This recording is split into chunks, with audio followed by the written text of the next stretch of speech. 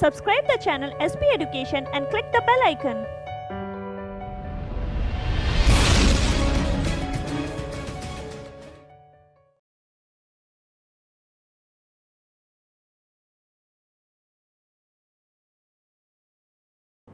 Hello everyone, welcome to our channel SP education. This is Pravagya और अपनी आज की क्लास में हम मॉडर्न हिस्ट्री की सीरीज बाय बिपिन चंद्र को आगे कंटिन्यू करेंगे। अपनी प्रीवियस क्लास में जो चैप्टर हम लोगों ने स्टार्ट करा था वो था Indian state and society in 18th century. हम लोग देख रहे थे कि इंडिया के स्टेट एंड सोसाइटी किस तरीके से थी ड्यूरिंग द 18th सेंचुरी। इसमें हम लोगों ने 3 फॉर्म में बाइफर्गेशन किया था। हम लोगों ने आपके स्टेट्स को 3 पार्ट में बांटा था, जिसमें कुछ स्टेट थे succession state, then comes rebellious state and then comes the other. तो इसमें जो सक्सेशन स्टेट थे, जिसमें हैदराबाद, अवध और बंगाल की बात थी, वो हम लोग ऑलरेडी कवर कर चुके हैं। अब हम आगे रिबेलियस स्टेट और अदर पार्ट की बात करेंगे, जिसमें आज की वीडियो में हम जो स्टेट कवर करेंगे वो है मैसूर। अब हम लोग जो यहाँ पे पढ़ रहे हैं वो हम इन स्टेट की फ्लोरिशमेंट के बारे में पढ़ रहे हैं कि ये किस तरीके से एस्टैब्लिश हुए, किस तरीके से फ्लोरिश कर रहे थे, बाद में इनका डाउनफॉल कैसे हुआ, ब्रिटिशर के साथ क्या कॉन्फ्लिक्ट आए और किस तरीके से ये ब्रिटिश एम्पायर का पार्ट बन गए, that we will see in the next chapter. तो मैसूर की बात की जाए तो मैसूर के फॉर्मेशन में हम लोग देखेंगे कि एक फेमस एम्पायर हुआ करती थी, जिसके बारे में आप लोग एशियन या मेडिवल वाला पार्ट जो है वहां पे आपकी स्टडी होती है कि विजयनगर एम्पायर साउथ की एक बहुत फेमस एम्पायर मानी जाती है, दैट इज विजयनगर एम्पायर। यहाँ का आर्ट, आर्किटेक्चर, टेम्पल, ये स्ट्रक्चर बहुत फेमस है। तो विजयनगर एम्पायर का जब डिक्लाइन हुआ, जब ये एम्पायर फॉल होने लगी, तो बहुत सारे स्टेट इमर्ज हुए। जो अलग अलग स्टेट थे, डिफरेंट स्टेट इमर्ज हुए और उन्हीं इमर्ज स्टेट में से एक स्टेट था हमारा मैसूर। तो इमर्ज की बात अगर हम देखें, फाउंडिंग की बात अगर हम देखें, तो क्या था, विजयनगर एम्पायर जो एक बहुत ही फेमस साउथ की एम्पायर रही है, वहां पे क्या हुआ, उसका डिक्लाइन होना स्टार्ट हुआ। उसके डिक्लाइन के बाद बहुत सारे अलग अलग स्टेट इमर्ज हुए, जिसमें से एक स्टेट हमारे पास था मैसूर। अब क्वेश्चन आता है, मैसूर को कौन रूल कर रहा था, किस तरीके से ये फ्लोरिश कर रही थी, ये सारी बात हम लोग देखेंगे। तो सबसे पहले हम यहाँ के रूलर की बात करते हैं। तो जो रूलर थे वो थे चिक्का कृष्ण राजन। ठीक है, जो रूलर थे वो थे चिक्का कृष्ण राज। अगर हम रूलर की बात करेंगे तो हमारे यहाँ पे मैसूर के जो रूलर रहे चिक्का कृष्ण राज। अब क्वेश्चन समटाइम आ जाता है एमसीक्यू में, अगर पूछे कि ये कौन सी डायनेस्टी से बिलोंग करते थे, तो ये पता होना भी बहुत ज़रूरी है। ये बिलोंग करते थे वडियार डायनेस्टी से। चिक्का कृष्ण राज जो थे ये वडियार डायनेस्टी से बिलोंग करते थे, लेकिन ये सिर्फ एक पपेट रूलर थे। पपेट रूलर मतलब क्या होता है? पपेट रूलर मीन्स वो पर्सन, वो राजा जो डिसीजन नहीं खुद से ले पा रहे हैं, जो एफिशिएंट नहीं है, जो सारी चीज़ों में एक्टिवली पार्टिसिपेट नहीं कर रहे हैं। तो अगर ये नहीं कर रहे थे तो कौन कर रहे थे? इनके पास 2 ऑफिसर थे। इनके 2 ऑफिसर थे, one is Nanjaraj and then comes Devaraj.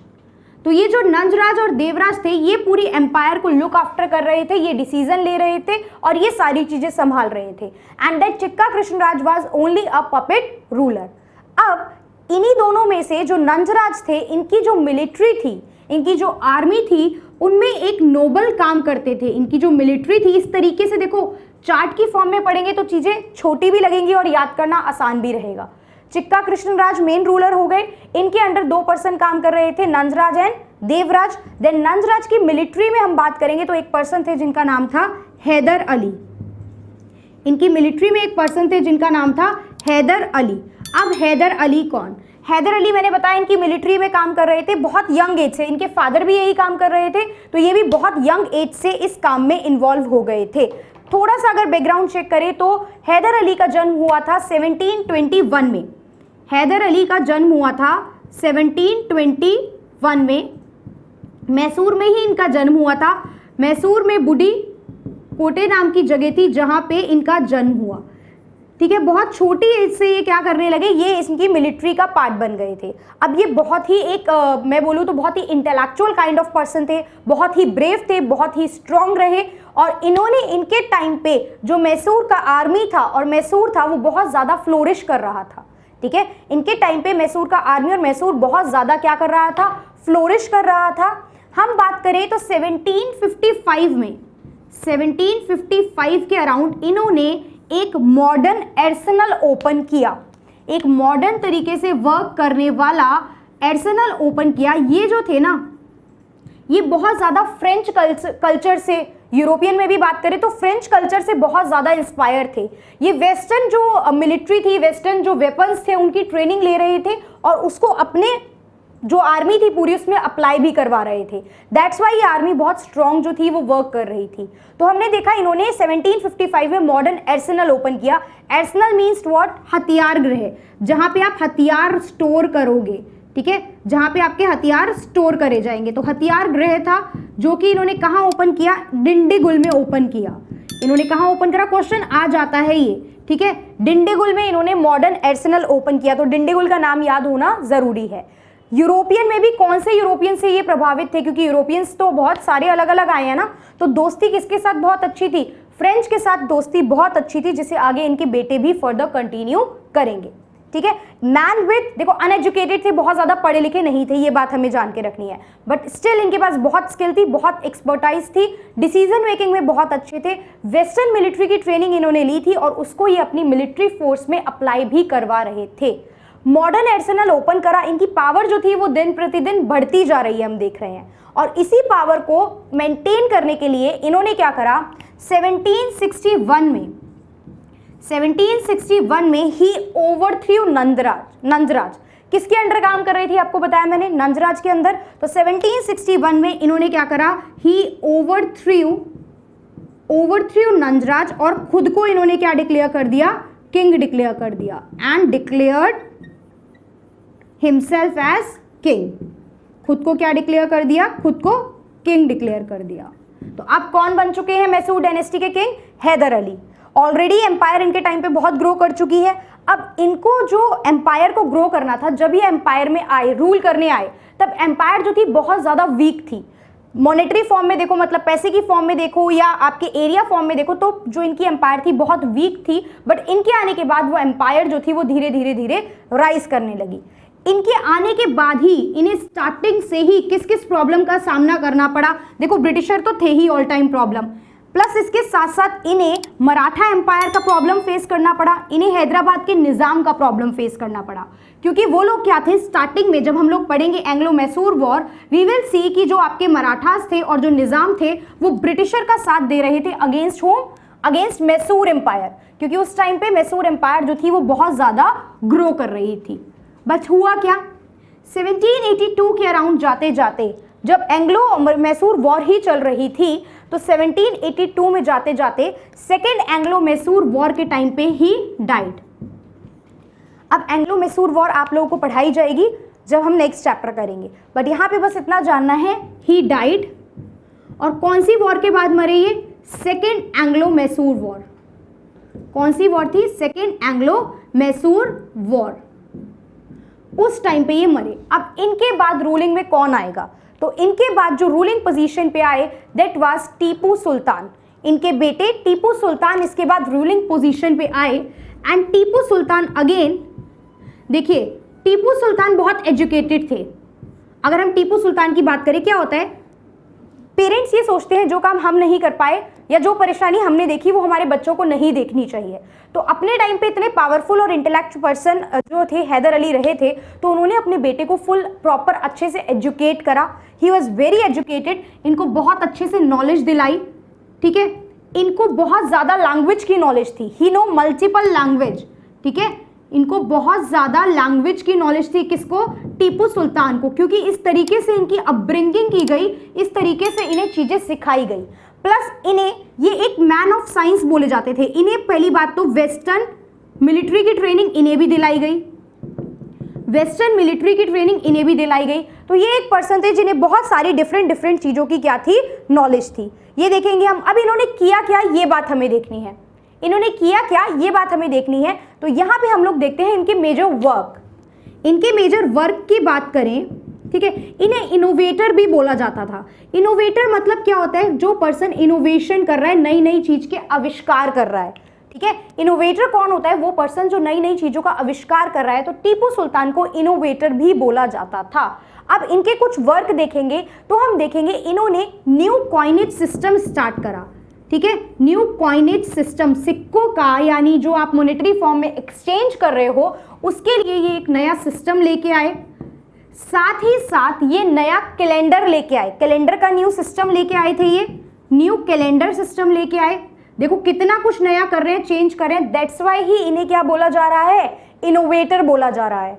तो न्यू कॉइनेज सिस्टम लेके आए, न्यू कैलेंडर लेके आए, साथ ही साथ न्यू वेट मेजर, तोलने मापने की स्केल्स और वेट मेजर जो होते हैं तो इन्होंने उसमें भी चेंजेस करे। स्केल एंड वेट मेजर्स में भी इन्होंने क्या करे? चेंजेस करे। Clear? New coinage system, new calendar, scales and weight measures भी ये नए नए लेके आए। यहां तक हमें समझ में आई एग्जैक्टली कर क्या रहे हैं। तो आप किस तरीके से बोल सकते हो? He was a man with great intellect. अब नेपोलियन के टाइम पे, इस टाइम पे फ्रेंच में कौन चल रहा था? नेपोलियन चल रहे थे। फ्रेंच से बहुत अच्छी दोस्ती है। देखो ब्रिटिशर से दुश्मनी है पहली बात तो, और फ्रेंच से ज़्यादा दोस्ती है तो ब्रिटिशर को ये बात बिल्कुल भी वैसे भी पसंद नहीं आ रही थी। तो फ्रेंच के आप क्या कर रहे थे? फ्रेंच के बेसिस पे आप लोग वेपन्स बना रहे थे, यूज कर रहे थे वेपन्स। तो इन्होंने उसी चीज से इंस्पायर होके इन्होंने भी यहाँ पे जो आर्सेनल थे वो स्टैब्लिश करने स्टार्ट किए। प्लस इन्होंने नेवी की इंपॉर्टेंस को, नेवी को बहुत ज्यादा इंपॉर्टेंस दी इन्होंने, प्लस हैदर अली, दोनों ने। I will say Haider Ali और टीपू सुल्तान दोनों को पता था कि आपके लिए नेवी कितनी इंपॉर्टेंस रखती है। तो इन्होंने इंपॉर्टेंस दी किसको? इन्होंने नेवी को इंपॉर्टेंस दी, इंपॉर्टेंस टू नेवी। प्लस इन्होंने 2 डॉकयार्ड ओपन करे। 2 डॉकयार्ड, डॉकयार्ड क्या होता है? बंदरगाह। डॉकयार्ड क्या होता है? बंदरगाह, जहां पे आप अपना सामान स्टोर करके रखते हो। तो इन्होंने क्या करा? इन्होंने 2 डॉकयार्ड जो थे वो स्टैब्लिश करे।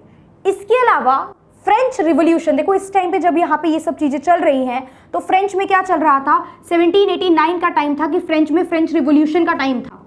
Right, if you guys remember तो 1789 अगर आप लोगों ने पढ़ा है तो 1789, और नहीं पढ़ा तो देखो 9th क्लास में तो हिस्ट्री सबने पढ़ी है। 9th क्लास का आपका फर्स्ट चैप्टर ही है एनसीईआरटी की बुक में जिसमें फ्रेंच रिवॉल्यूशन के बारे में बताया गया है। वहां क्या बताया है कि 1789 के टाइम पे फ्रेंच रिवॉल्यूशन वाला टाइम पीरियड जो था वो स्टार्ट हो गया था। तो ये फ्रेंच रिवॉल्यूशन से बहुत ज़्यादा इंस्पायर थे और इन्होंने क्या करा? फ्रेंच में 3 वर्ड बहुत ज़्यादा प्रचलित थे रिवॉल्यूशन के बाद, लिबर्टी, इक्वालिटी एंड फ्रेटर्निटी। क्या 3 वर्ड थे? Liberty, equality and fraternity. तो टीपू सुल्तान ने वहां से एक कंसेप्ट लिया जिसे हम बोलेंगे tree of liberty. Tree of liberty इन्होंने यहां पे स्टैब्लिश किया। कहां पे किया? अपनी कैपिटल, इनकी कैपिटल थी श्रीरंगपट्टनम। श्रीरंगपट्टनम इनकी कैपिटल थी। तो इन्होंने अपनी कैपिटल में क्या करा? ट्री ऑफ लिबर्टी स्टैब्लिश करा। Plus he himself become the member of Jacobin club.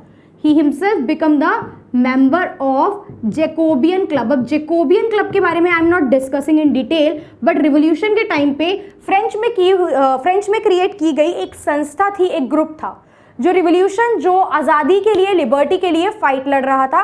तो ये क्या थे? ये जैकोबियन क्लब के मेंबर भी बने। पढ़ने लिखने में अच्छे, कैलेंडर, कॉइनेज, स्केल्स की बात की, प्लस इनकी अपनी खुद की एक पर्सनल लाइब्रेरी भी थी। ठीक है, जिसमें बहुत सारी अलग अलग लैंग्वेजेस की, अलग अलग सब्जेक्ट की बुक थी। मैंने बताया ये बहुत सारी लैंग्वेज के ज्ञानी थे, बहुत सारी लैंग्वेज की नॉलेज इन्हें थी। 2 डॉकयार्ड ओपन करे, ये हमने देखा। प्लस जो इनकी ट्रुप थी, जो इनकी मिलिट्री जो थी ना, आई से इनकी मिलिट्री जो थी वो बहुत ज़्यादा वेल आर्म्ड और इक्विप्ड थी। प्रॉपर उनके पास हथियार थे और सारे इक्विपमेंट्स थे, इक्विप्ड थी। ठीक है, तो और वो आर्म और इक्विपमेंट इन्होंने ले कहाँ से रखे थे? वो इन्होंने वेस्टर्न टेक्नोलॉजी, यानी जो आपका फ्रेंच कल्चर था वहाँ से वो सारी चीज़ें इन्होंने एक्वायर कर रखी थी। यहाँ तक हमें बात समझ में आई है। ठीक है, इनके सारे कंसेप्ट हमें समझ में आए। प्लस इनकी एक आइडियोलॉजी थी, मैं बोल के बता रही हूँ, आप चाहो तो लिख सकते हो, आई am not writing it here. इनकी एक आइडियोलॉजी थी। देखो 4 टोटल वॉर हुई है, डिस्कस कर देते हैं अभी बहुत डिटेल में, तो मैं आगे बताऊंगी। टोटल 4 एंग्लो मैसूर वॉर हुई। 4th वॉर के बाद क्या हुई? इनकी डेथ हो गई। 4th वॉर के बाद इनकी डेथ हो गई। अपने लास्ट टाइम पे इन्हें ऑफर दिया गया था कि एक काम करो, आप अपने आप को सरेंडर करो और ब्रिटिश एम्पायर के साथ आ जाओ, आप ब्रिटिश एम्पायर के अंडर वर्क करो, हम आपको कुछ पैसे वगैरह दे दिया करेंगे। ये चीज इनके पास ऑफर रखा गया था, लेकिन इन्होंने क्लियर कट मरना एक्सेप्ट करा। क्या लाइन बोली थी इन्होंने? कि it's better to live 1 day as a lion ठीक है, it's better to live one day as a lion than to die the life time as a sheep. तो एक दिन शेर बन के जीना मेरे लिए अच्छा है, लेकिन जिंदगी भर में एक शिप बन के नहीं रह सकता under the britisher. That's why इन्होंने क्लियर कट उनका ऑफर रिजेक्ट करा और इन्होंने अपनी डेथ जो थी वो एक्सेप्ट करी। तो 1799 में जो लास्ट 4th आपकी वॉर हुई है, 1799 में क्या हुआ, he died 4th Anglo Mysore war के बाद ये इनकी क्या हो गई, डेथ हो गई। 2 वॉर इन्होंने आगे कंटिन्यू करी थी अपने फादर के बाद, बट ये एक बहुत ब्रेव इंटेलेक्ट जो लीडर थे वो माने जाते हैं। प्लस इनकी जो ट्रूप थी, इनकी जो मिलिट्री थी, इनके साथ बिल्कुल एंड टाइम तक लॉयल रही है। वो टाइम जब ये ऐसा टाइम चल रहा था जब खुद एक दूसरे को लोग सपोर्ट नहीं करते थे, फैमिली में लोग जो थे वो गद्दी पाने के लिए एक दूसरे को मार रहे थे, वहां पे इनकी मिलिट्री ने इन्हें लाइफ टाइम मतलब इनकी बिल्कुल अंत समय तक इनको सपोर्ट किया और इनके साथ कोई भी गलत काम नहीं किया। वहीं पे जो आपके ब्रिटिश के जो एक गवर्नर थे, पर्सन थे जिनका नाम था उस टाइम पे जॉन शोर, वो यहाँ पे थे।